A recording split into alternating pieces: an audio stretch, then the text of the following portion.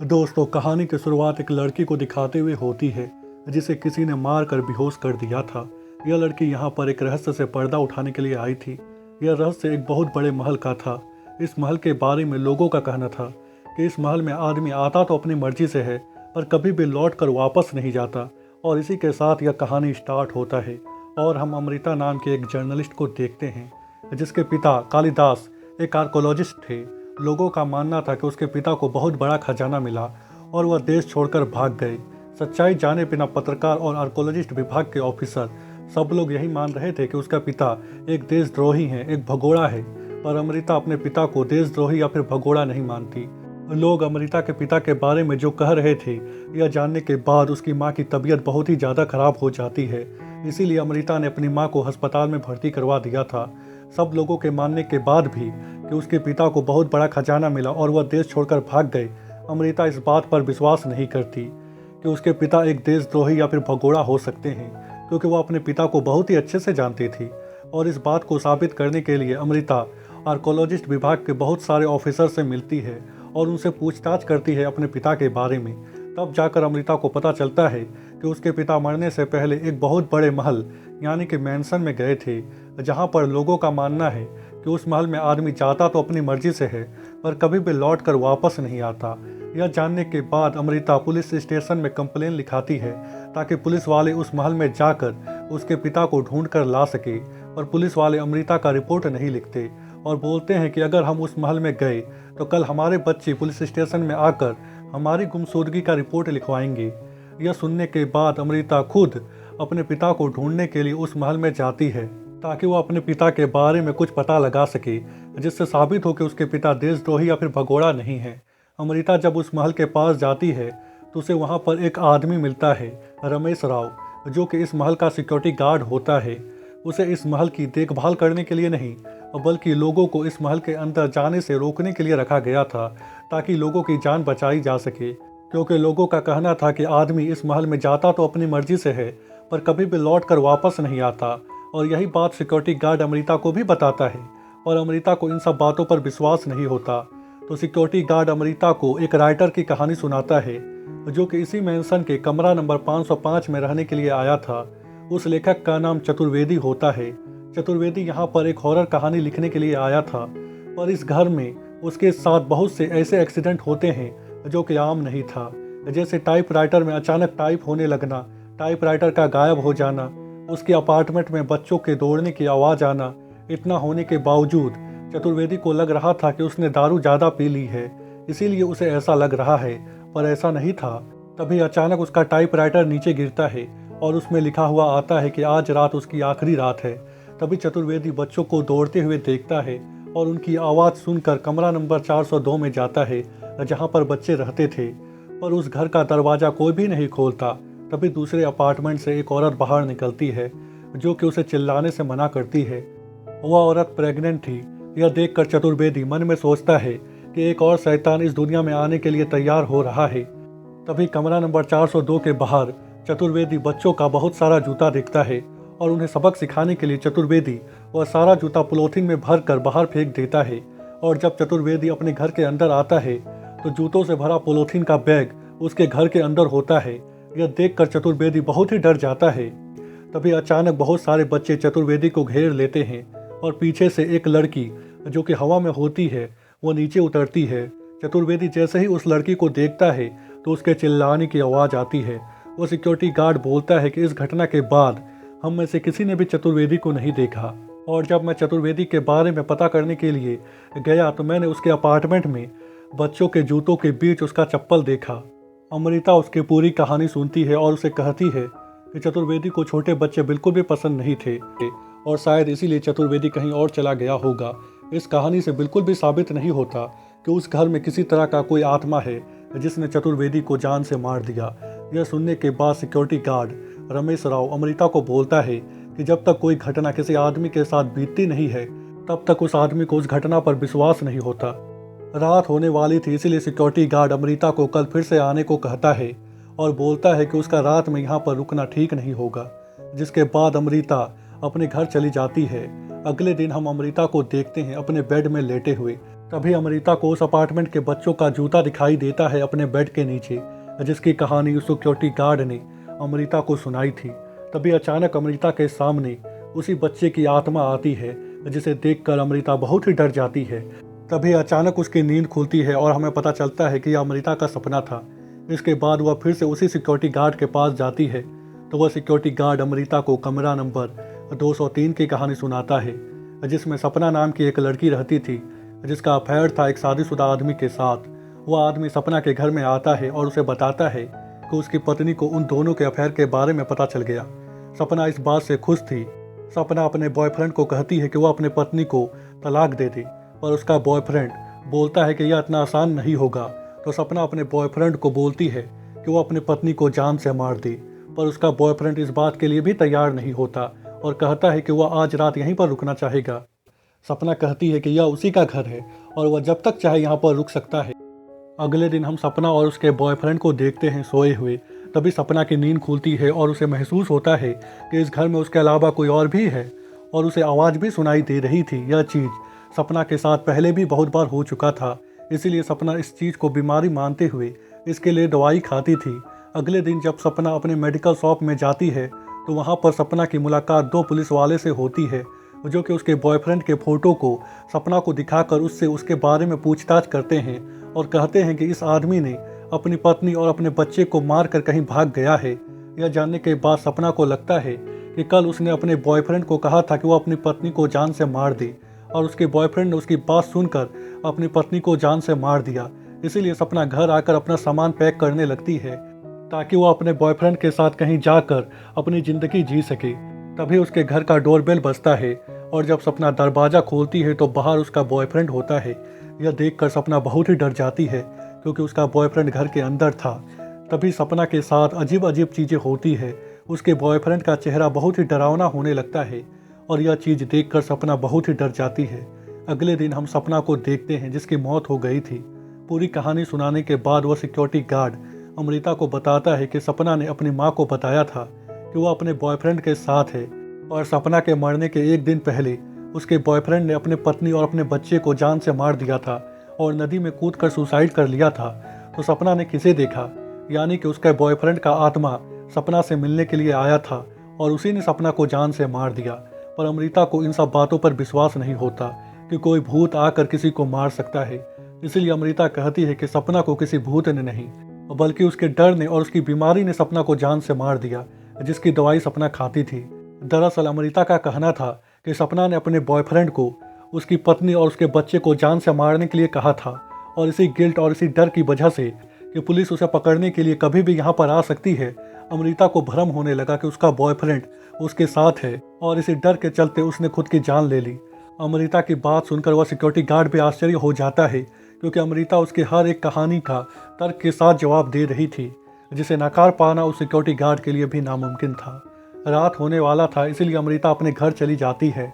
अगले दिन जब अमृता दोबारा उस सिक्योरिटी गार्ड के पास आती है, तो वह सिक्योरिटी गार्ड अमृता को कमरा नंबर 607 की कहानी सुनाता है, जिसमें एक आदमी जिसके बिजनेस में बहुत ही बड़ा लॉस लगा था, वह आदमी अपने पूरे परिवार के साथ इस महल के कमरा नंबर 607 में रहने के लिए आया था। वह आदमी हमेशा अपनी मरी हुई माँ की बात करता था, और इसी वजह से उसके बिजनेस में बहुत ही बड़ा लॉस लगा, क्योंकि वह आदमी अपने बिजनेस से ज़्यादा अपनी मरी हुई माँ की बात करता था। और आज रात भी वह आदमी अपनी बेटी को अपनी मरी हुई माँ की कहानी, जिसका नाम देवी अम्मा होता है, उसकी कहानी सुनाता है और बताता है कि उसकी माँ आत्माओं से बात करती थी। गांव में किसी को भी कोई भी प्रॉब्लम होता था तो सब लोग उसकी माँ के पास ही आते थे, और मरते समय उसकी माँ ने उस आदमी से वादा किया था कि वह वापस आएगी, और इस बात को उस आदमी ने अपने दिल में बिठा लिया था। इसीलिए वह आदमी हमेशा अपनी मरी हुई माँ की बात करता था।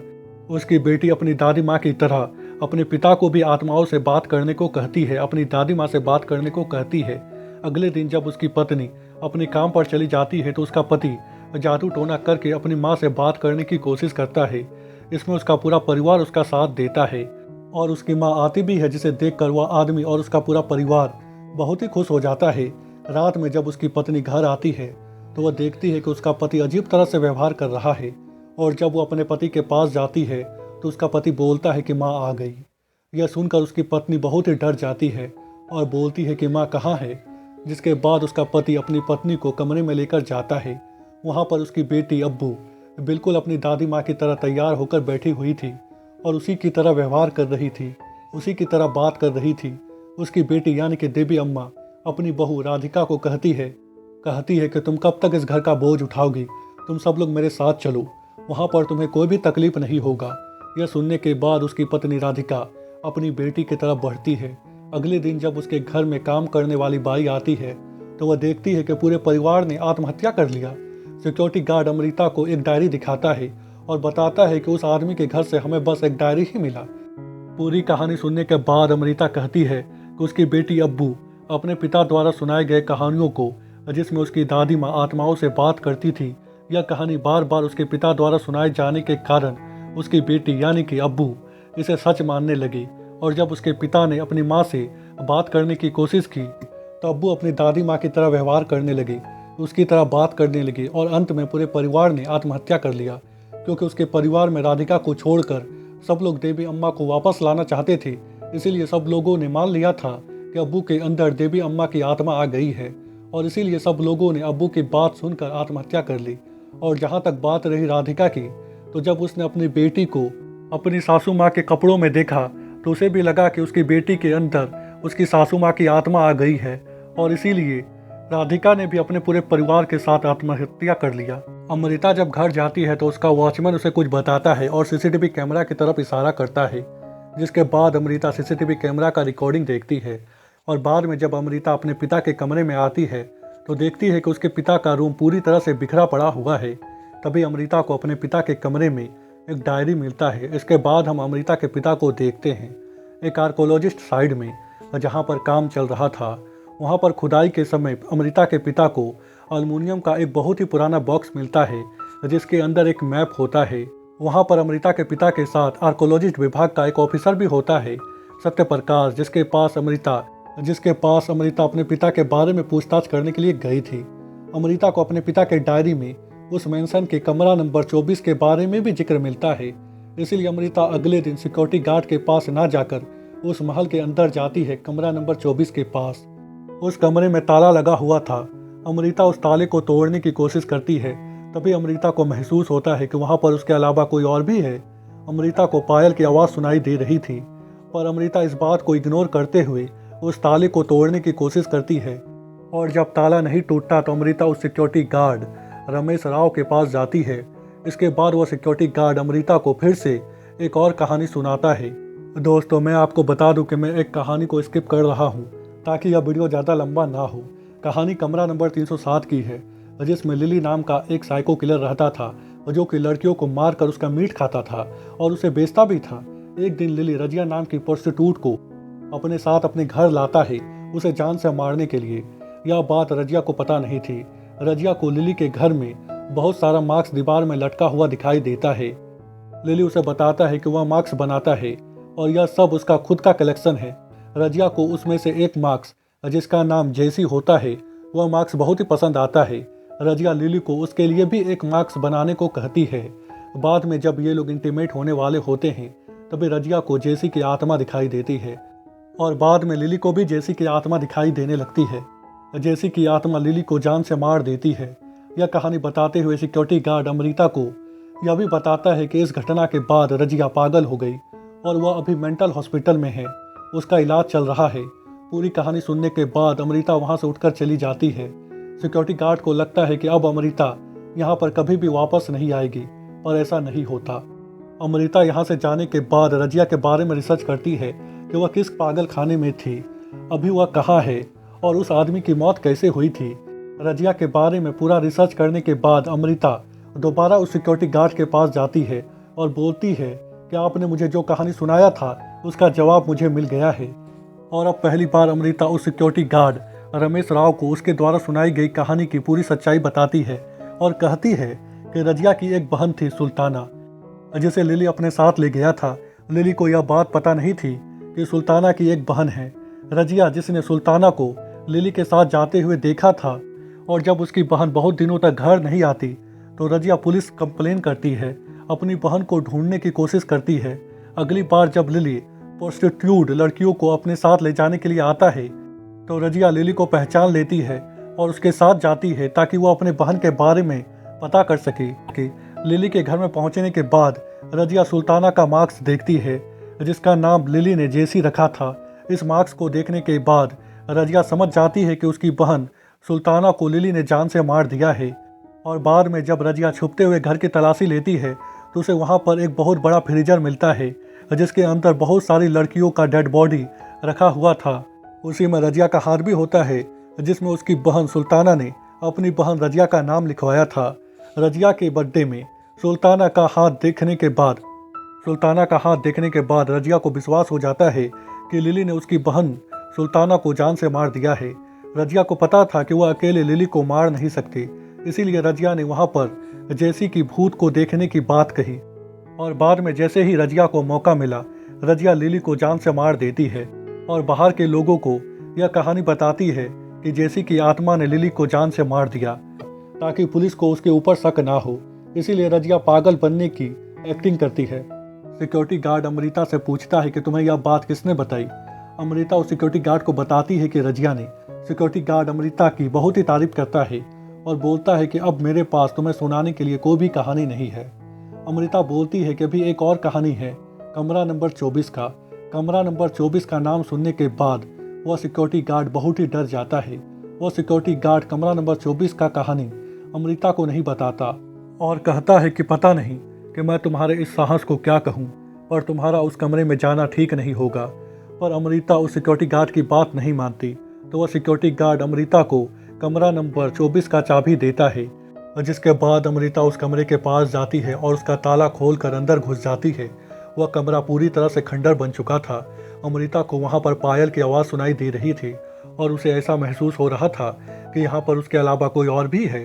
तभी अमृता को कैफिन से हाथ बाहर निकलते हुए दिखाई देता है और जब अमृता उस कैफिन को खोलकर देखती है तो उसके अंदर कोई भी नहीं होता। पर अमृता को उस कैफिन के नीचे एक दरवाज़ा मिलता है जिसके जरिए अमृता इस मैंसन के नीचे पहुंच जाती है। थोड़ा अंदर जाने पर अमृता को वहां पर एक बहुत बड़ा दीवार मिलता है और इस दीवार में अमृता को एक रेड कलर का धागा मिलता है जो कि उसके पिता का होता है। अमृता ने ही इस धागे को अपने पिता के हाथ में बांधा था, इसीलिए अमृता इस धागे को पहचान लेती है और वहाँ पर एक हथौड़ा भी रखा हुआ होता है। अमृता उस हथौड़े से इस दीवार को तोड़ने लगती है और जैसे ही यह दीवार टूटता है तो अमृता के सामने उसके पिता का डेड बॉडी होता है। किसी ने अमृता के पिता को दीवार पर चुनवा दिया था। यह देखकर अमृता रोने लगती है। तभी पीछे से उसी सिक्योरिटी गार्ड रमेश राव की आवाज़ आती है जो कि अमृता को बोलता है कि तुम इसी को ढूंढते हुए यहाँ पर आई थी ना। और जब तुम पहली बार यहाँ पर आई थी तभी मुझे तुम्हारी सच्चाई के बारे में पता चल गया था कि तुम यहाँ पर अपने पिता को ढूंढने के लिए आई हो और तुम्हारा नाम अमृता है। और यहाँ पर हमें पता चलता है कि जब अमृता यहाँ पर आने वाली थी उससे पहले उस पुलिस वाले ने जिसके पास अमृता कंप्लेन लिखाने के लिए गई थी, उस पुलिस वाले ने इस सिक्योरिटी गार्ड यानी कि रमेश राव को सब कुछ बता दिया था कि अमृता यहाँ पर आने वाली है। इसीलिए रमेश राव यानी कि वह सिक्योरिटी गार्ड अमृता को कहानी सुना रहा था ताकि अमृता यहाँ से डर कर भाग जाए और कभी भी लौट कर वापस यहाँ पर ना आए। पर अमृता डर कर नहीं भागती और वह आज यहाँ कमरा नंबर 24 के नीचे थी जहाँ पर उसके पिता आए थे। और यहाँ पर रमेश राव को भी एक झटका लगता है क्योंकि अमृता को भी उसकी सच्चाई पता थी कि वह कोई सिक्योरिटी गार्ड नहीं बल्कि एक आर्कोलॉजिस्ट ऑफिसर है और उसका नाम सीताराम है। और वह अमृता को डराने के लिए ही कहानी सुना रहा था और उसने अपने आदमियों को भी उसके घर में भेजा था उसे डराने के लिए ताकि अमृता दोबारा यहाँ पर वापस ना आए। पर अमृता डरती नहीं है। और यहाँ पर हमें एक और बात पता चलता है कि अमृता को रमेश राव के ऊपर पहले से शक था, इसीलिए अमृता रमेश राव यानी कि सीताराम के ऊपर पहले से नज़र रख रही थी, जिसके चलते अमृता को यह बात भी पता थी कि इस घर में कोई भी आत्मा नहीं है क्योंकि उसने रमेश राव को इस घर के अंदर आते हुए देख लिया था। और अब अमृता रमेश राव यानी कि सीताराम से पूछती है कि उसने उसके पिता को क्यों मारा और यहाँ पर ऐसा क्या है जो कि वह सबसे छुपाने की कोशिश कर रहा है। और यहाँ पर अमृता को पता चलता है कि उसके पिता को कुछ दिन पहले एक आर्कोलॉजिस्ट साइड में एक एल्युमिनियम का बॉक्स मिला था जिसके अंदर एक मैप था और उस मैप के जरिए उसके पिता को पता चला था कि इस महल यानी कि मैंसन के अंदर बहुत ही बड़ा खजाना है जिसका अनुमान लगा पाना भी नामुमकिन था। सीताराम कालिदास को यह खजाना आपस में बांट लेने का ऑफर देता है, पर कालिदास एक ईमानदार ऑफिसर था इसीलिए वह सीताराम के ऑफर को ठुकरा देता है।